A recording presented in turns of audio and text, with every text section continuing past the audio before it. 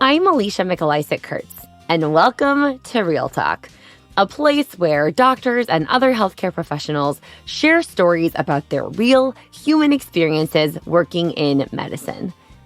On today's episode, we'll hear the second of 4 stories recorded live at a Real Talk session with the emergency medicine residency doctors at LSU New Orleans. It comes from New Orleans native Dr. Elise Milani, a 4th-year senior resident at LSU. A lot of times for those of us working in healthcare, when we have a rough day, we're not talking about your typical stuff. Spilling our coffee on our paperwork, or getting in a fender bender, or sleeping through your alarm, some interpersonal stress with our not-so-favorite coworker.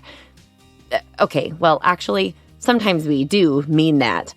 But often, a rough day for us is way more rough and can include dealing with something like severe trauma or kids getting hurt, telling amazing people they have a terminal illness, admitting defeat, and calling time of death on people of every age and walk of life. This is not the kind of stuff you can just call up your bestie and vent about on the way home. I mean, you could, but for most of us, it's just not like that. It's not like the normal stressors you might feel in other jobs. And instead, it's kind of like people who work in law enforcement or the military. We see things in medicine that other people only see on TV, only it's real.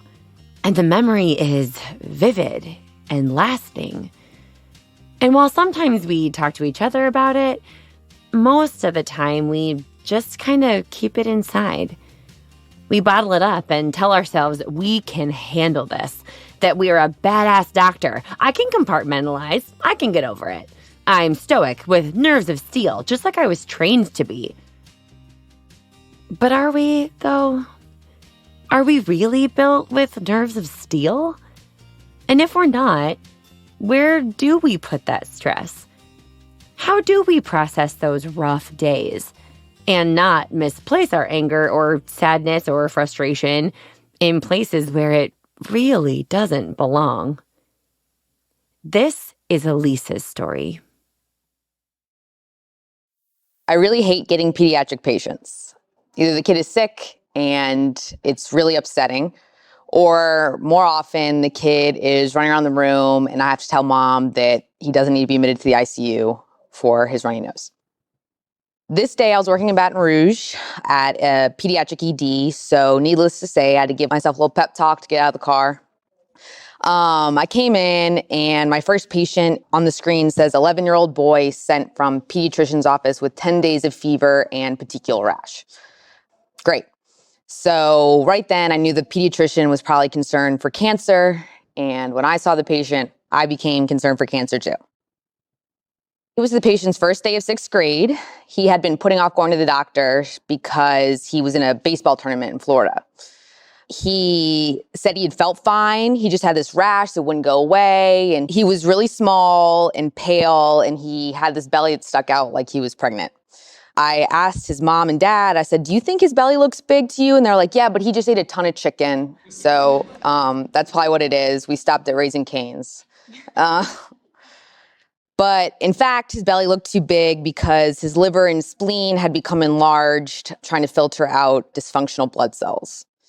It took 5 hours for the lab to confirm what we had already knew, or on the medical side had knew. A specialist is actually required to come in from home and visualize the blood smear when a diagnosis of leukemia is first made.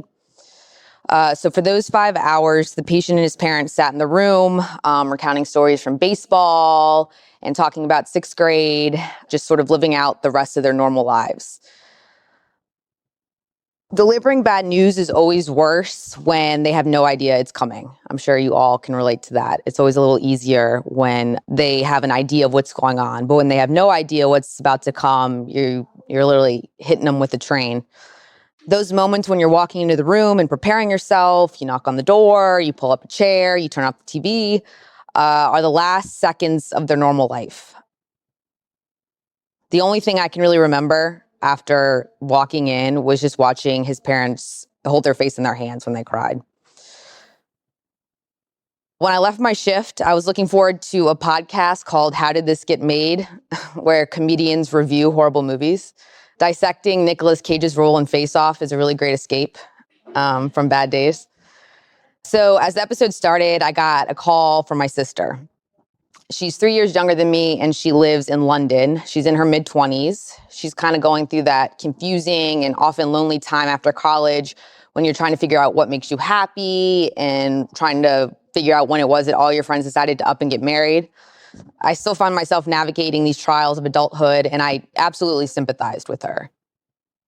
But that day, I just didn't want to answer the phone. I didn't feel like hearing it. I knew she'd be upset about some vague and esoteric melancholy that she couldn't quite pin down.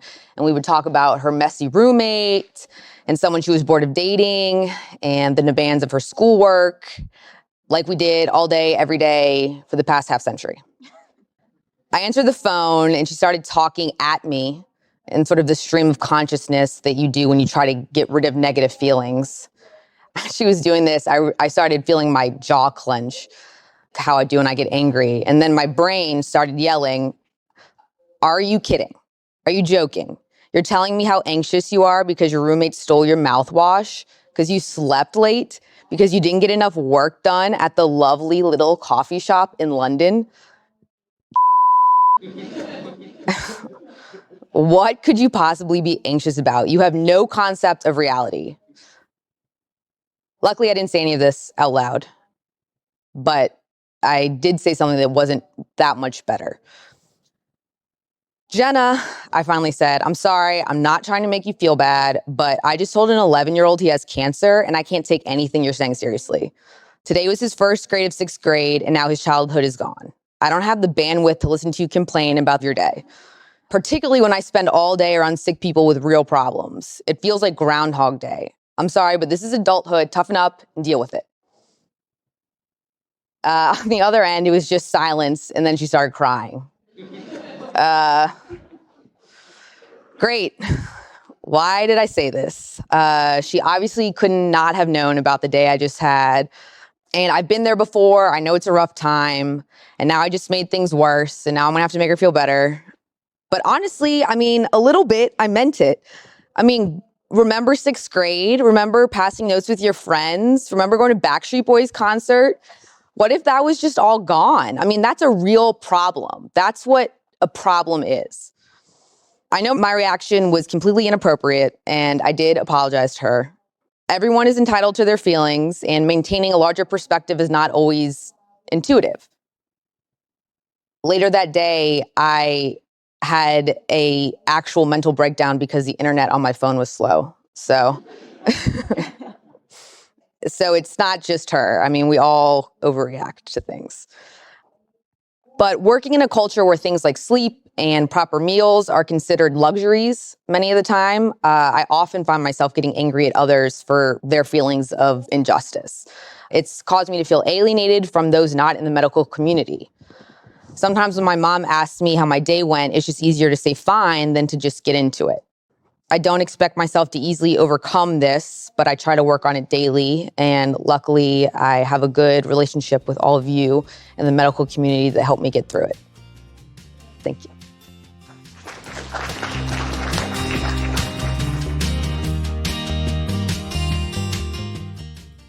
Elise's story demonstrates the challenge we face in healthcare of finding a healthy, regular place to put our daily stress. Because if we don't, we really are at risk of blowing up at the wrong time. Whether it's yelling at our sibling in the middle of their normal teenage rant about what seems like extremely irrelevant and unimportant life stressors compared to the seriousness and gravity of our work, or having an emotional breakdown because our internet is broken. We all experience some serious stress, and there's not really a good place to unburden ourselves from that. At least, not without us being pretty intentional about it.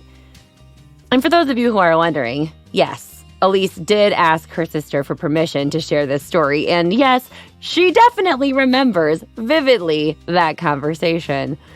And while they're still super close and Elise has long been forgiven, It just goes to show you how important it is that we acknowledge our own limits, that we find healthy ways to process the tougher stuff so we don't accidentally take it out on innocent bystanders who happen to be in our line of fire when we just can't take it anymore. When was a time that you acted in a way that wasn't your best as a result of the stress that you were carrying?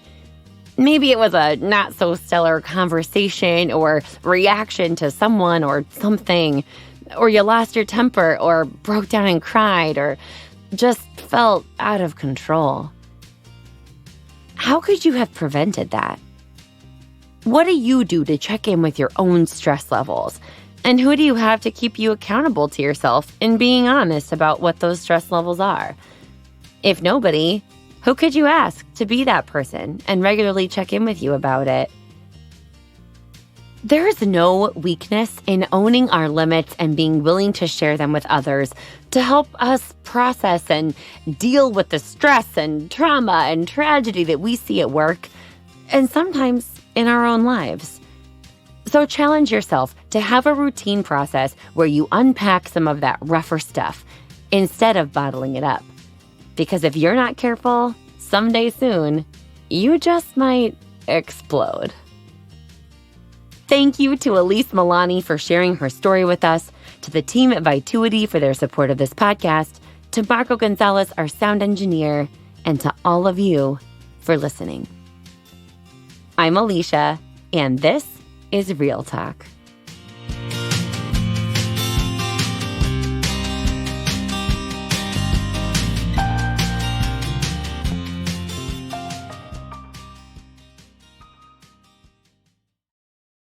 Want to connect with the Real Talk podcast or figure out how to bring Real Talk to your residency program? Head to www.vituity.com/Real Talk for more information, or email us at realtalk@vituity.com.